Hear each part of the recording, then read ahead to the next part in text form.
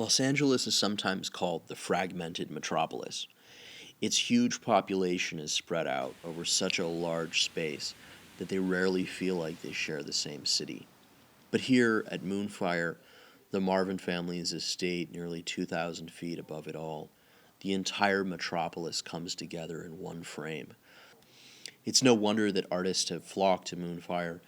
Jim Morrison of the Doors performed here, Andy Warhol, Tommy Chong, and even Paul Newman made films here. Making disciples for supper? But to get a glimpse of the view from Moonfire, first you have to get here, and that's no easy feat. It's a 5-mile trip up Topanga Canyon onto a small paved road, then onto a dirt fire road for about a mile before you get to their gate.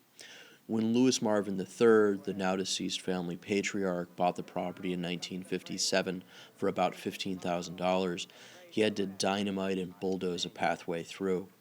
On a sunny day, it was no problem for a 4-wheel drive Jeep, but the current caretaker, Louis's son, Louis IV, says he's been trapped at the top when the road has been washed out after heavy rains. The road will get really washed out.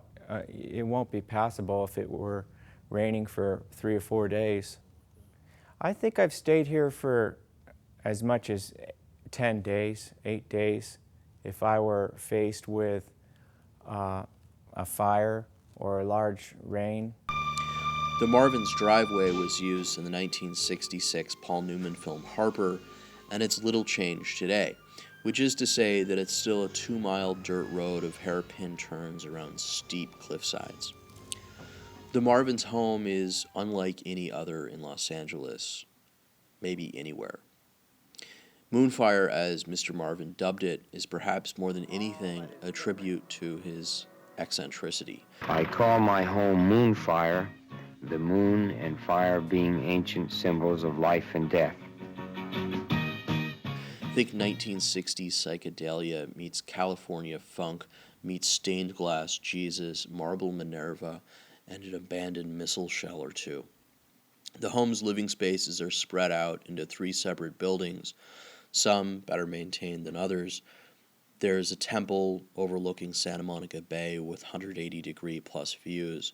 But no living space of the home is quite as stunning or as picturesque as the roundhouse, a self-standing 2-story living room made of porous rainforest wood walls, a giant chandelier, and 20-foot-tall windows looking out on Santa Monica Bay far, far below. Today, only Louis Marvin IV lives here full-time, and he works non-stop protecting the house from the elements here. Louis also spends much of his time feeding the animals. The Marvins have a turkey and some Vietnamese potbelly pigs.